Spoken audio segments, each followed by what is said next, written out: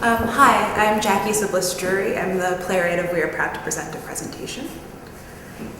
And you are? I'm David Krut, and you're in our space called Project Space on the 8th floor of building 526 West 26th Street in Chelsea. And we have an exhibition of works by William Kentridge, which have been created in our workshop in Johannesburg.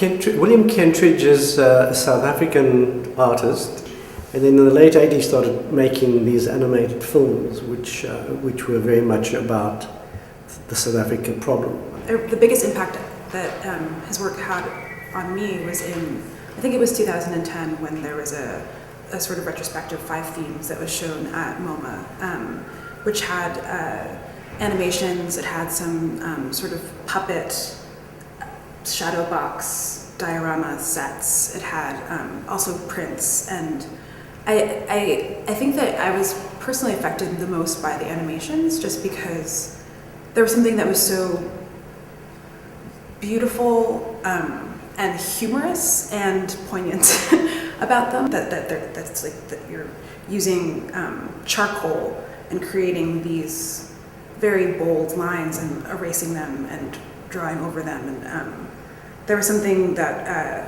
really touched me about the way that they functioned.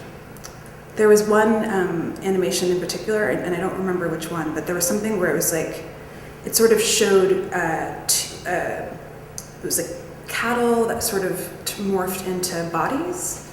And I think that I don't know if that was a direct reference to the Herero, but that's the way that I took it. And it was really moving. The Black Box was commissioned by the Deutsche Bank, who have the Guggenheim Museum, who have a gallery in their building in Berlin. And I think there was quite a substantial amount of money provided to William to do something which they wanted to own as a major artwork. And he came up with something incredibly convoluted, which I see as a piece of mobile theatre. But the research that he began to do came from a visit to what was originally German Southwest Africa, then became Southwest Africa and is now Namibia. And before the First World War, there was an uprising of the Hereros. And the Germans, and they were giving the Germans occupiers a lot of trouble. So the Germans sent in their crack troops, who went in and massacred people and totally everybody fled. They were mercenaries. And during that uprising, I think it was 15 German officers who died. And he found this pristine memorial, which is maintained by the German government in what's now called Namibia, perfectly maintained, but nowhere did he find any recognition, any memorial to the Hereros. And that's basically, that's the base of it. But the way the Black Box evolves, it's a stage which is structured, built by the Swedish National Theatre Company, set designers, which is quite extraordinary. And you have a stage where we have things moving around, figures coming, going, almost like actors coming in and on and out, and then there's a backdrop of his film. And in that you'll see like German hunters or hunters going in to Namibia and shooting animals. Mm-hmm. And one of them shooting a rhino. Mm-hmm. And then lots of photographs of them standing, trophy hunters standing there. And so it doesn't deal directly. I mean, there's never any, as with most of his work, it's never that direct and obvious. Mm-hmm. But that was the inspiration of it. And that's, as I said, was the end basically of the Herero as a group of people.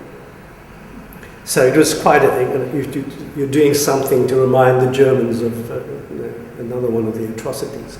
I think there's very seldom a very direct reference to anything in William's work. I think it's open, which gives you such fertile material to explore as well. I knew that the Herero had been referenced in Thomas Pynchon and in some novels, but I hadn't realized, this shows my own ignorance, but I hadn't realized that there was any reference to them in William Kentridge's work at all until that exhibition at MoMA. And it's so interesting what you said about the lack of memorial for the Herero and that sort of being part of the impetus.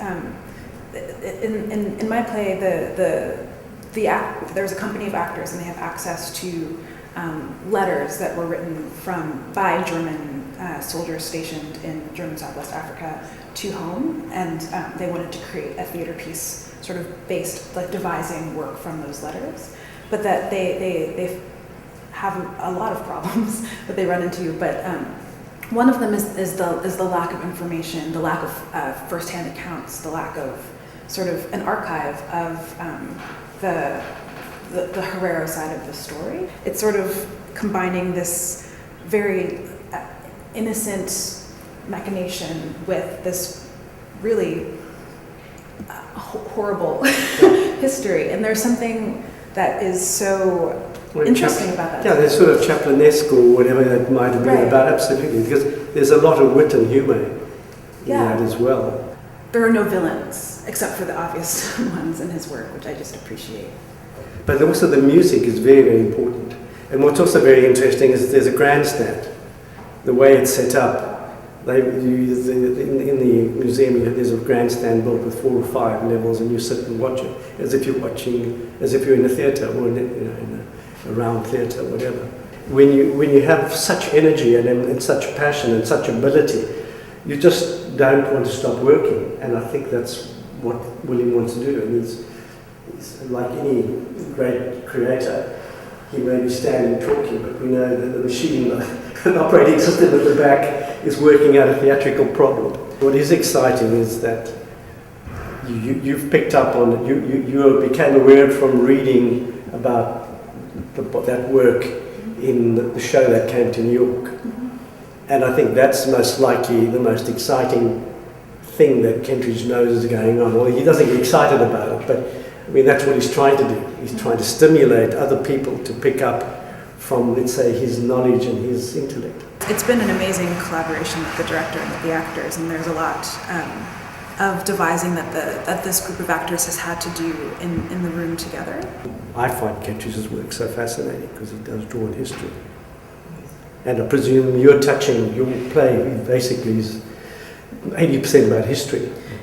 Yeah, or it's probably, unfortunately, about 20% about history, but 80% about the sort of, not disinterest, but we're kind of disinterested in history, or sort of this like Wikipediaization of knowledge, where you are able to sort of get the basic facts of something, and then you sort of either you assume that you know all about it from seeing some sort of outline of it, and not thinking expansively about it at all. And there's something so wonderful about these series, just in terms of the accumulation of the image, like each image sort of teaches you how to look at the other images around it. And there's just a wonderful vibration sort of between, like it is in its own way an archive.